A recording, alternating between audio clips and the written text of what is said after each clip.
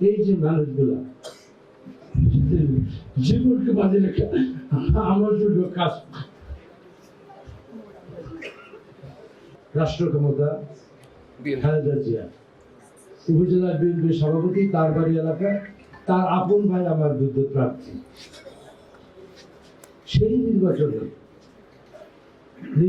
আগে প্রায় 15 দিন কারফিউ জারি হয়ে গেছে, এত মারামারি গোলমাল হয়েছে, এত মানুষ রক্ত ঝরছে যে ম্যাজিস্ট্রেট নিয়োগ হয়েছে যে নির্বাচন করা যাবে না, এক জায়গা থেকে আরেক জায়গায় যাওয়া যাবে না।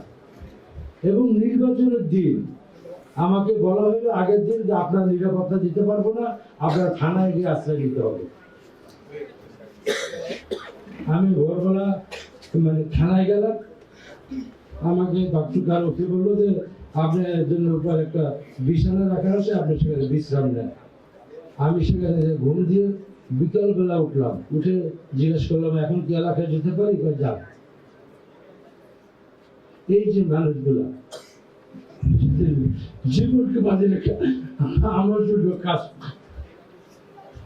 তারা সেই বিএনপির অত্যাচারকে উপেক্ষা করে, সরকারের লোক লালসা উপেক্ষা করে এদেশের মানুষ সেদিন, আমি পর্যন্ত ছিলাম না স্টেশনে, আমার ফ্যামিলি ছিল না, আমার স্ত্রীও ছিল না, তারা 8টার মধ্যে সমস্ত এলাকা কেন্দ্রগুলি তারা এলাকার মানুষকে ঘেরাও করে ফেলে।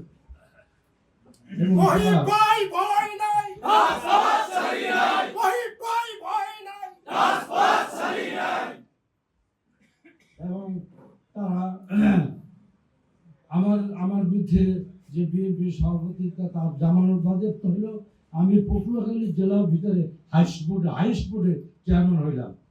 আমার জেলার মধ্যে আমি এলাকা নাই, আমার পরিবার নাই, আমার স্ত্রী পর্যন্ত রাগ করে আসা নাই, কেন আমি এই ইলেকশনে সম্মত করলাম। আজকে সেই মানুষের দোয়া কতটা কাজে লাগছে যে আমাকে আজকে বাংলাদেশের মন্ত্রী।